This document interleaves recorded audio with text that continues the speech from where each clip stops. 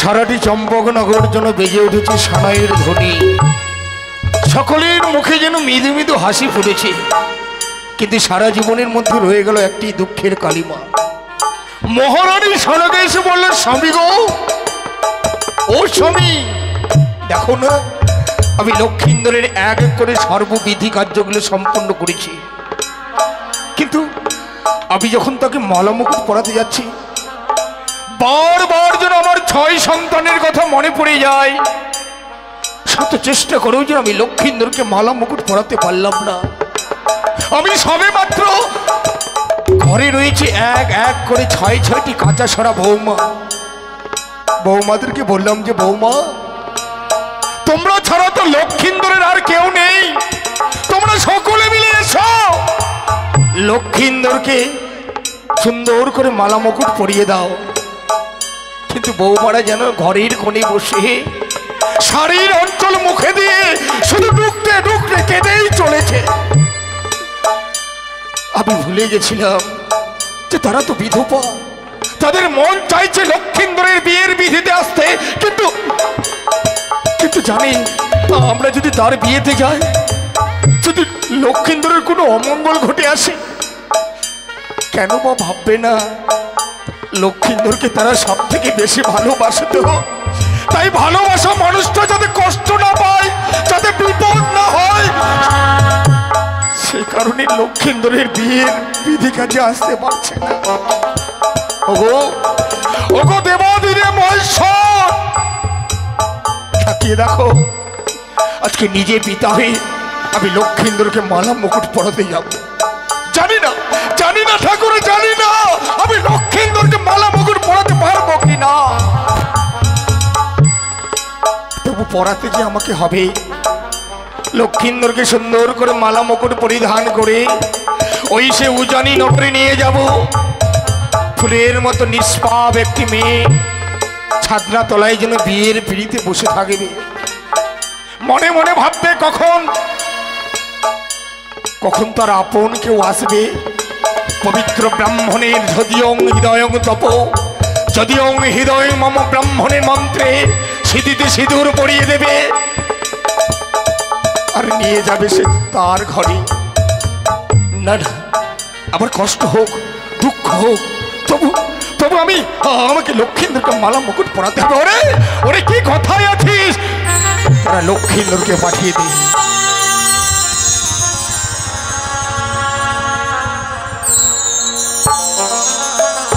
আপনার চরণে প্রণাম জানাই পিতা। আশীর্বাদ করে রে লক্ষাই। লক্ষাই রে, বলুন। আজকের দিনে বড় অবাক হয়ে যাচ্ছিস তাই না লক্ষাই? চম্পকনগরে সারাটি চম্পকনগর যেন বেজে উঠেছে সানাইয়ের ধ্বনি, কেউ বা বাজি ফুটাচ্ছে, সবাই যেন আনন্দ উৎসবে মুখরিত হয়ে। তবে কেন পিতা? যদি বলি তোর কারণে। আমার কারণে? লক্ষাই, আজ হচ্ছে তোর শুভ পরিণয়ের দিন। তবে আজকে শুভ পরিণয়, আজকের দিনে শুভ পরিণয় করতে গেলে আমার সঙ্গে যে তোকে একটি জায়গায় যেতে হবে লক্ষাই। পিতা, লক্ষাই, আপনার সঙ্গে আমাকে একটি জায়গায় যেতে হবে? হ্যাঁ। ওগো বলুন না, কোথায় আপনি আমাকে নিয়ে যাবেন? ওই আবার চহল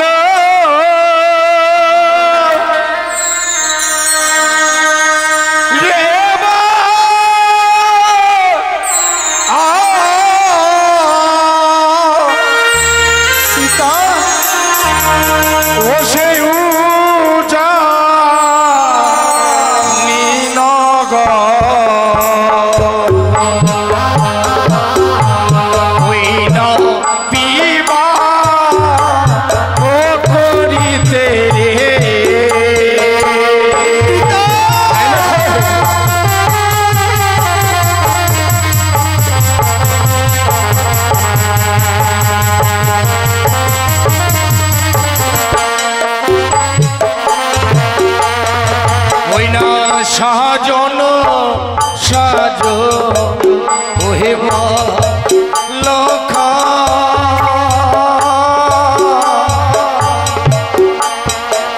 তোরে পরবেশে সাজন সাজাবো। কি বলছেন আপনি? আমাকে শাস্তি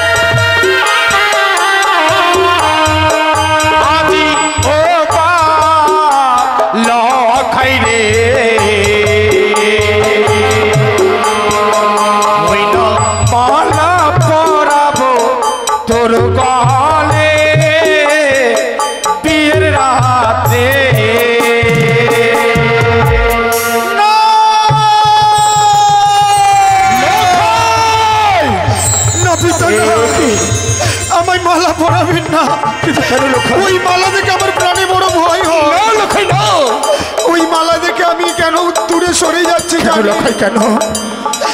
ওই আমার গলায় মালা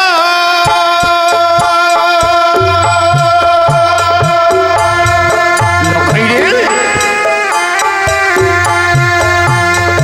না পরাবে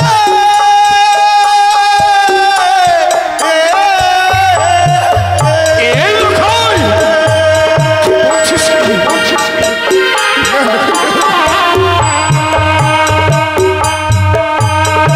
ও গো পিতা সৌদাগর,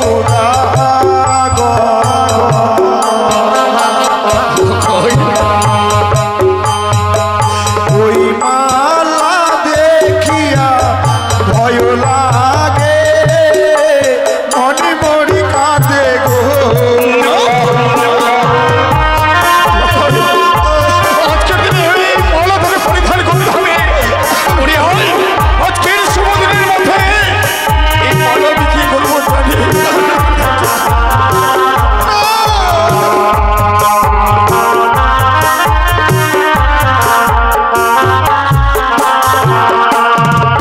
ও গো মালা রে, মালা কি লখাই? ওই না পড়িলে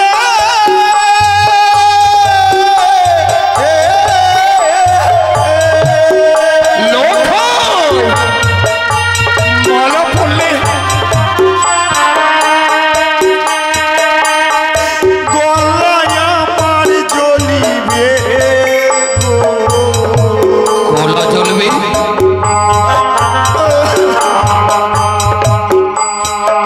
তাই মালা দেখিয়া ভয় লাগে পিতা সৌদাগর। না লখাই না, ওই মালা পড়তে গেলে আমার গলাখানা জ্বলে উঠবে। লখাই রে, ওই মালা আপনি আমাকে পড়াবেন না পিতা। তুই হচ্ছিস আমার শেষ বংশের প্রদীপ লখাই। আজকের দিনে মালা পরালে যদি তোর গলা জ্বলে ওঠে, আমি তোকে মালা পরাবো না লখাই। তুই ছাড়া আমার মা কে মা আছে?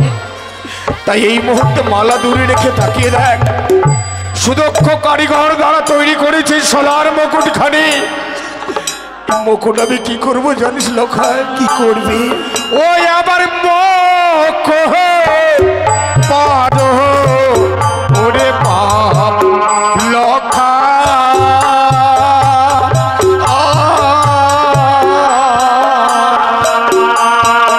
ওই আমি মুকুট পরাবো তোর মস্তকে।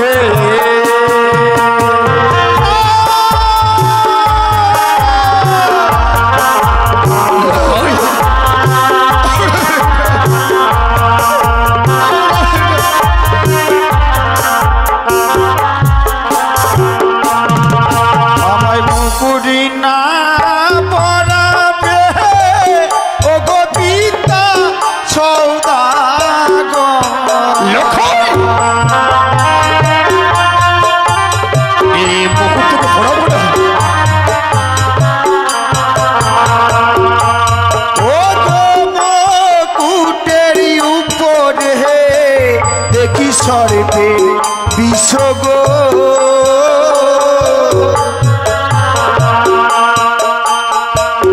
ও গো বাবা মুকুট দেখিয়া ভয় লাগে। এই কথাই ওই তো মুকুটের উপর যেন আমি সর্পের ছায়া দেখতে পাচ্ছি। সেই সর্প আমাকে গ্রাস করতে চাইছে গো। আমাকে ওই মুকুট পরাবেন না।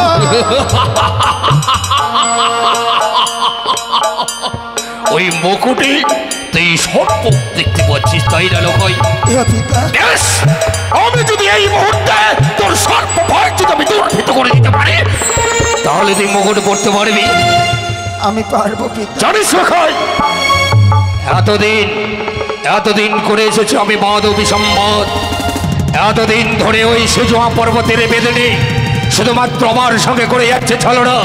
তাই আজকের দিনে মাতার দেয় হামতালে যষ্টি নেই বলে ওই সেজোয়া পর্বতের বেদনে অদূর থেকে মনে মনে ভাবছে সর্প ভয় দেখে আমি তোকে বিবাহ করতে নিয়ে যেতে পারবো না। একটু সময় দাঁড়ালো হয়, এই মুহূর্তে অস্ত্র ধারণ কর হেমতল যষ্টি। পিতা, এবার কোনো সর্প দেখতে পাচ্ছিস পুত্র মামন? সত্যি বলেছে, যেই মুকুটের উপরে আমি সর্প দেখতে পেয়েছিলাম, কই আমি তো আর কোনো সর্পের দৃশ্য দেখতে পাচ্ছি না পিতা। আমি জানি না খাই, আমি জানি ওই শিশু পর্বতেরই বেঁধেটি আমাদের কিছুই করতে পারে না। কেন জানিস? কেন পিতা? তোর হস্তে দিয়েছে আমি মাতার হেমতল যষ্টি, যে হেমতল যষ্টির ভয়ে শুধু শিশু পর্বতের বেঁধেটি কেন এক এক করে সমস্ত সর্প দুর্বৃত হয়ে যাবে। দাদু, এবার আমি ওই মুকুটখানা পরিধান করতে বেশ, তাই হবে। ওগো ওগো আমার চম্পক নগরী প্রজাবৃন্দগণ, আপনারা ছাড়া আমার আর কেউ নেই। আজকের দিন আমার সন্তানকে মালা মকুট পরা দিয়ে আমি বিবাহ করতে নিয়ে যাচ্ছি। আপনারা সকলে মিলে উলুধ্বনি শঙ্করধ্বনি দিয়ে আশীর্বাদের হাতটুকু বাড়িয়ে দেবেন।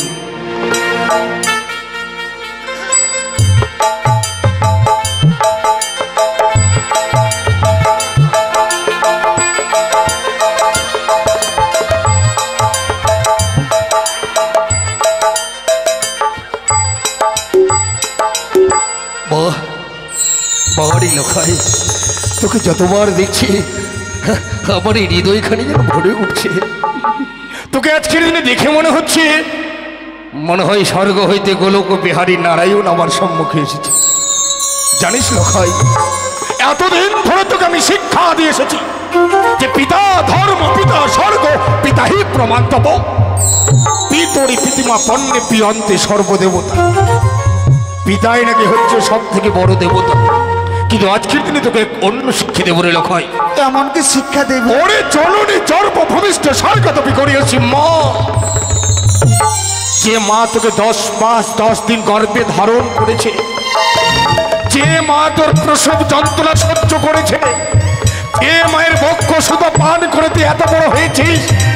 জানিস লোকাই, আজকে এই বিদায়ের দিনে সে মায়ের বিদায় ছাড়া কোনো বিদায় যে কার্যকারী হবে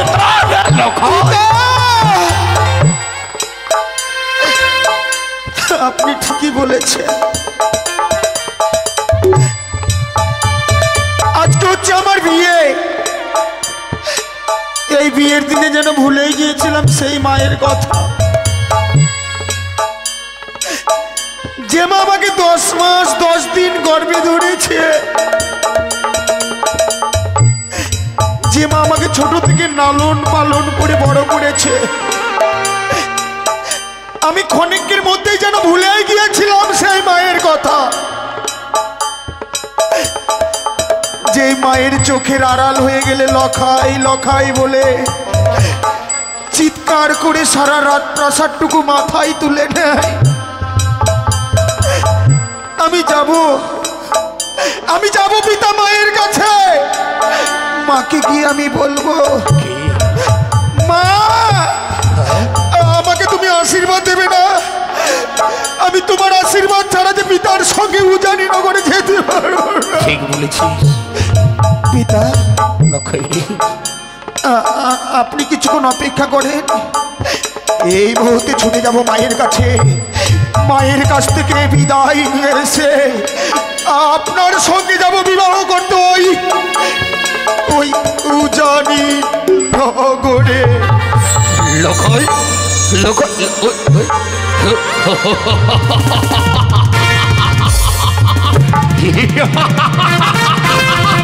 লোকাই চলে গেল তোর মায়ের কাছে বিদায় নিতে। বড় বড় ভেবেছিলিস যে আমার সন্তানকে সর্প ভয় দেখিয়ে আমি তোকে বিবাহ করতে নিয়ে যেতে পারবো না। কিন্তু ভুল ধারণা। যে সন্তানের হস্তে তুলে দিয়েছিলাম আমি হেমতল যষ্টি, সে হেমতল যষ্টির জন্য সে মায়ের কৃপায় লক্ষ্মীন্দর মালা মকুট পড়তে পেরেছে। আমি কনীশ্বরের পুত্র, আমি দেখে নেব। শুধু তাই নয়, সতীর ন্যায় সমতুল্য যে বৌমাকে আমি দেখে এসেছি, যে বেহুলা আমার চোখের সামনে এক মৃত্যু শোলমাছকে জীবিত করেছে, যে বেহুলা আমার সম্মুখে অষ্টগন্ডা লোহর গলায় সিদ্ধ করেছে,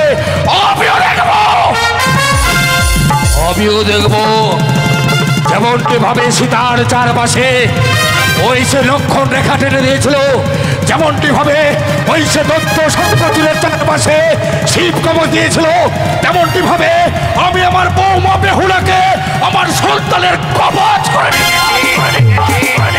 তুই আবার কিছুই করতে পারবি না।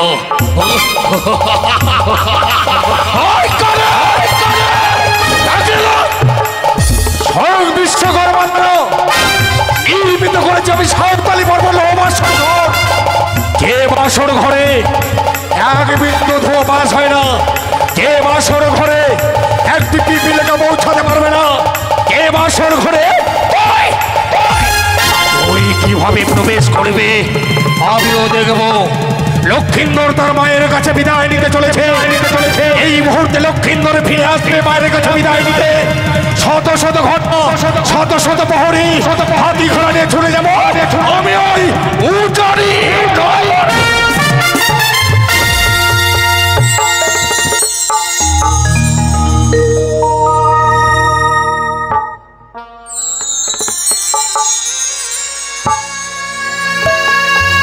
ওগো ঠাকুর, তুমি তো সবই জানো, একমাত্র সন্তান আমার শ্রীমান দুর্লভী লক্ষিন্দর। লক্ষিন্দর আমার যখন আমার শ্রেষ্ঠ প্রদীপ, যে লক্ষিন্দরকে আমার হারাবার ভীষণ ভয়। আজ লক্ষিন্দরের শুভ দিন, তবে কি লক্ষিন্দর আমার কাছে আশীর্বাদ না নিয়ে চলে গেল? বেশ, তাই যদি হয় আমি ঠাকুরের কাছে কামনা করবো, ওগো ঠাকুর, ওগো ঈশ্বর, ওগো দয়াময়, যদি আমার ভবিষ্যতে তোমার কাছে যদি কোনোদিন পুণ্য করে থাকে, সেই পুণ্যের প্রতিফল যেন আমার শ্রীমান দুর্লভ লক্ষিন্দর পায়।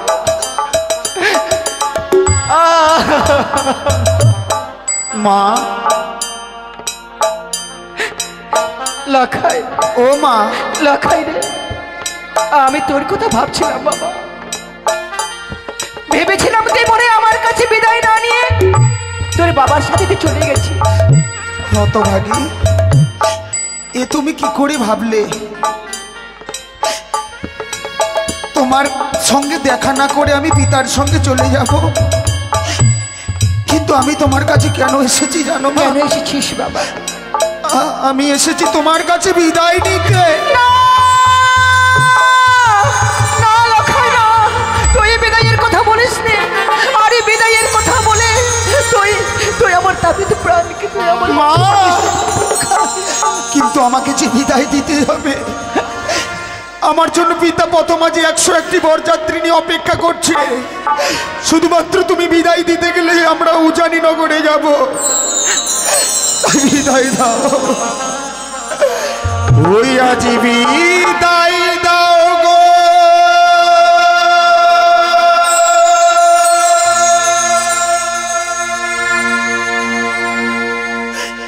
ও গো মাতা,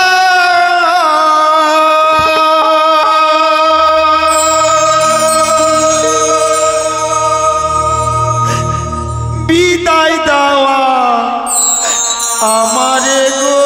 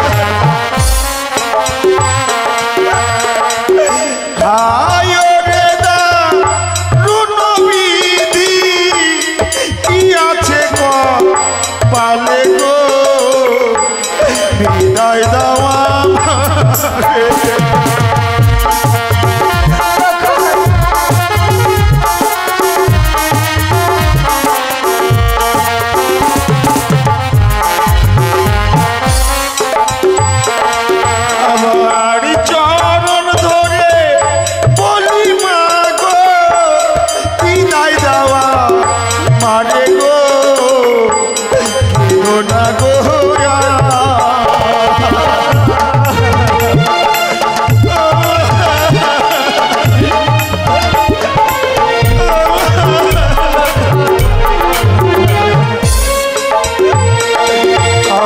আজ বিদায় দাও গো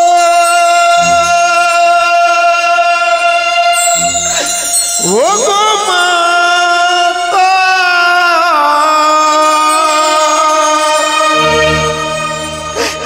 বিদায় দেওয়া আমারে গো জানিতে যাবো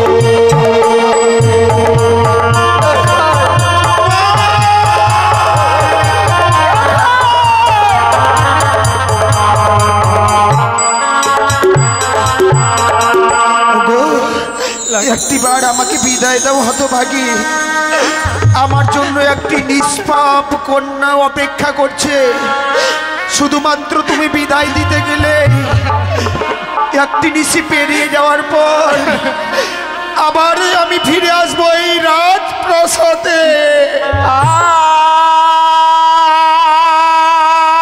যেও না লখা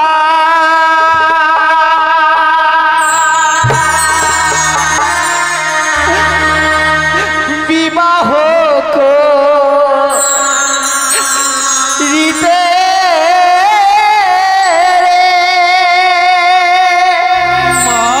ভয়ে জানিবা কান্দে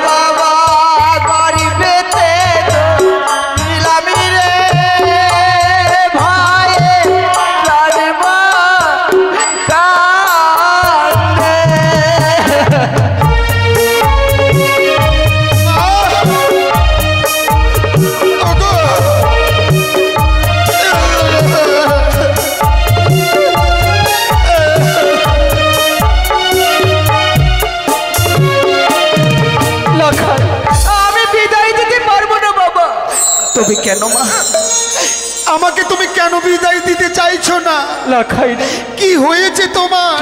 আজ জানিব আমি মরবেশ ধারণ করেছিস। মনে হচ্ছে গোলক থেকে নারায়ণ নেমে এসেছে। এক এক করে তো দাদাদেরকে বিদায় দিয়েছিলাম, ওরা আর কোনোদিন আমায় আমার মা বলে না। ও মা তুমি আর কেঁদো কেঁদো না,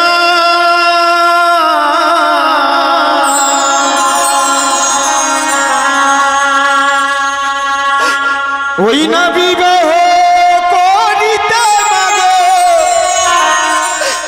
আমি যাব না।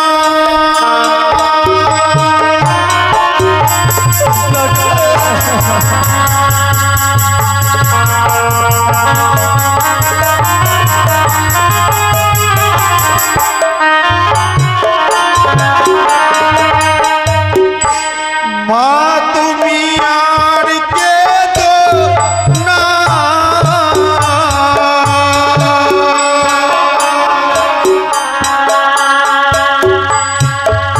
ওই না বিবাহ করিতে মাগো আমি যাব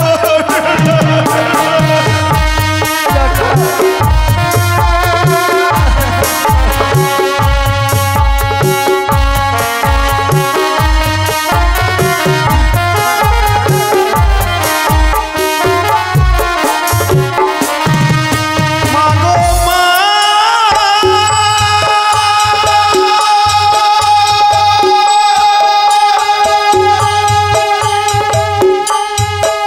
বলি মা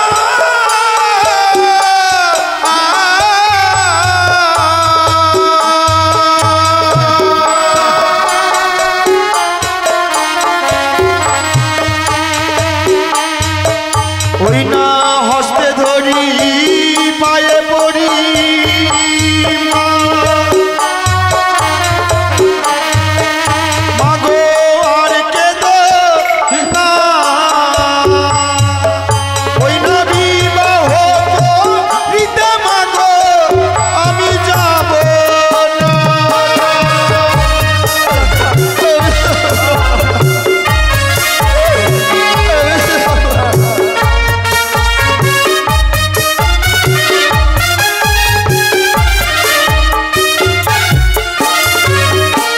মাতা গো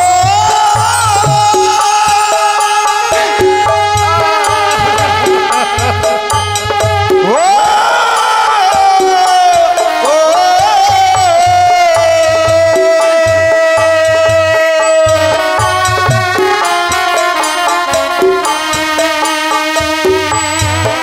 ওই না শুভ দিনে কাঁদলে মাগো অমঙ্গলা শিবে।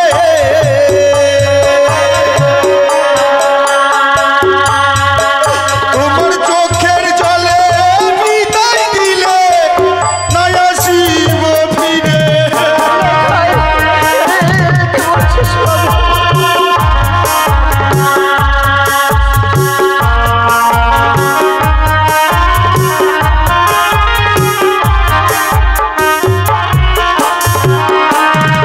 ওই না খুলে ফেলবো মাথার মুকুট, ছিঁড়ে ফেলবো মালা।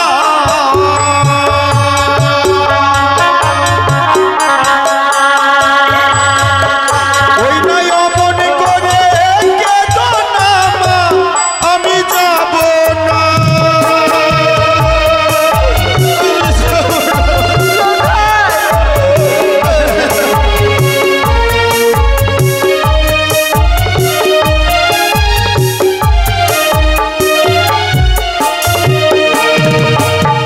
ও মা তুমি আর কেঁদো না,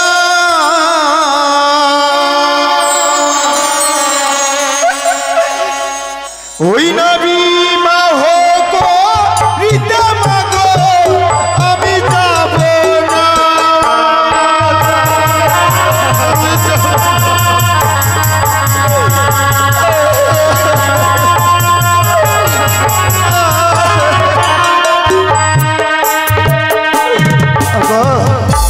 ওগো হতভাগী, দেখো দেখো আমি তোমার চোখে জল দেখে আমি মালা মুকুট খুলে ফেলে দিয়েছি। ওগো পারবে না এই সন্তানকে তুমি লুকিয়ে রাখতে? লাখাই তোমার কাছ থেকে যেন পিতা আমাকে না নিয়ে যেতে পারে। তুমি পারবে না ও তোমাকে? লাখাই রে, চল বাবা, এই মুহূর্তে আমি আমার শাড়ির অঞ্চল দিয়ে আমি তোকে লুকিয়ে রাখবো। আর যদি আমি লুকিয়ে রাখি কেউ নিয়ে যেতে পারবে না। তাই চলো মা, তাই চলো। সড়ক সড়ক সমস্ত বরযাত্রীগণ একত্রিত হয়েছে বাধ্যকরগণ বলে এলো বলে, শুধুমাত্র এই মুহূর্তে লক্ষ্যে একই আজকের দিনে লক্ষাই যেন মালা মুকুট খুলে দিয়ে মায়ের শালীর অঞ্চলে লুকিয়ে আছে। লক্ষাই লক্ষাই তোকে তোর মায়ের কাছে বিদায় নিতে বলেছি। আজকের দিন অমর করে মায়ের কাছে বিদায় না নিয়ে বর বেশ খুলে দিয়ে মায়ের শালীর অঞ্চলে লুকিয়ে আছিস কেন? পিতা গো, ও গো, এসেছিলাম তো, আমি মায়ের কাছে বিদায় নিতে এসেছিলাম, কিন্তু এসে কি দেখলাম জানেন পিতা? যে মা আমাকে ছাড়া এক মুহূর্ত থাকে না। আজকে আমার বিয়ে, এই বিয়ের দিনে মা আমাকে কাছে পাইনি বলে ঘরের কোনায় বসে যেন একা তিনি ডুকরে ডুকরে কাঁদছে। তাই তো মায়ের চোখে জল দেখে আপনার ওই মালা মুকুট আমি খুলে ফেলে দিয়েছি। কিন্তু আজ না তোর শুভ পরিণের দিন, অমর করে যদি মায়ের শালীর অঞ্চলে লুকিয়ে থাকিস, কে যাবে বিবাহ করতে আমার সঙ্গে ওই সে উজনি নগরে? কিন্তু আমি পারবো না, আমি মাকে কাঁদিয়ে আপনার সঙ্গে আমি যেতে পারবো না। এই জন্যই কি পিতারা সন্তান কামনা করে?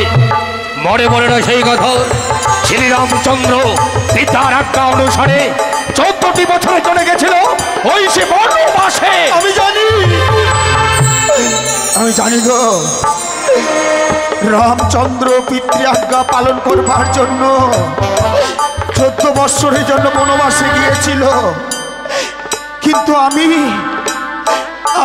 যে আপনার সঙ্গে একটি নিশির জন্য কেন, আমি মাকে ছেড়ে এক মুহূর্তের জন্য আপনার সঙ্গে আমি যেতে পারবো না। তাহলে তুই আমার সঙ্গে যাবি না?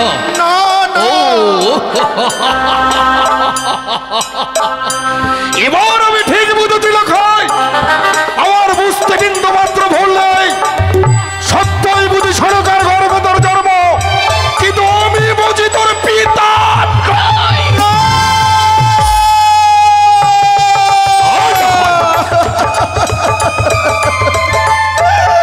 না পিতা না, এমনি ভাবে আপনি বলবেন না। আকাশের চন্দ্র সূর্য গায়েও যদি এক বিন্দু কলঙ্ক থাকে, আমার মায়ের গায়ে এক বিন্দু কলঙ্ক নেই। তাহলে নিজে প্রমাণ কর। এই মুহূর্তে পরিধান কর বরবেশে, এই পিতৃ আজ্ঞা পালন করার জন্য, নিজের গর্ভধারিণী জননীকে শুদ্ধ আচরণ দেখার জন্য ছুটে চল বরবেশে আমার সঙ্গে উজানি নগর। ওগো ঠাকুর, আমি কি করব এবার তুমি বলে দাও। আমি কি করব? পিতার সঙ্গে যাব না মায়ের কাছে থেকে? মা, ও মা, হতভাগী, শুনেছ পিতার কথা? শুনেছ আমি যদি পিতার সঙ্গে না যাই, চম্পকনগরের রাজরানী হয়ে তোমার গায়ে লেগে যাবে কলঙ্কর দাগ। আর তোমার গায়ে যদি কোনো কলঙ্কের দাগ লাগে, আমি তোমার সন্তান হয়ে আমি কি করে সহ্য করবো?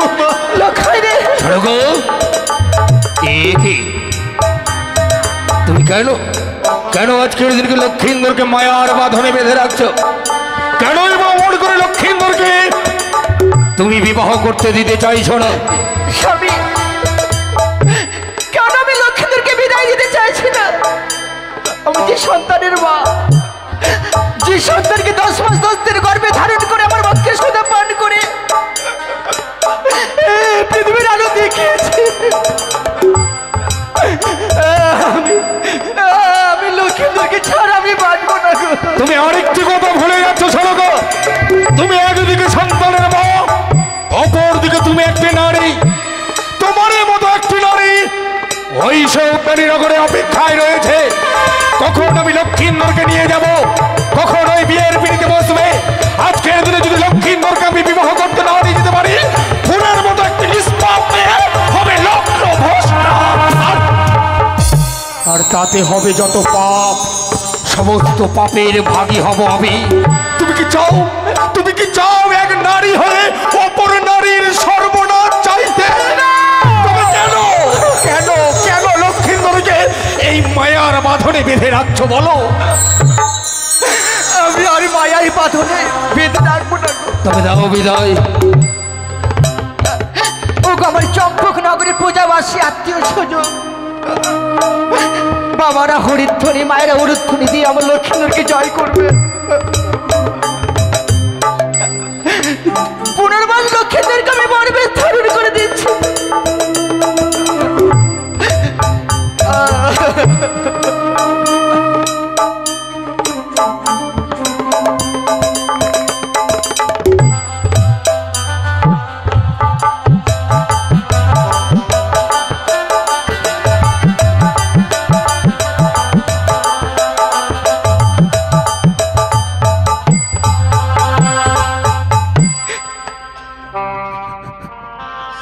বিদায় মা।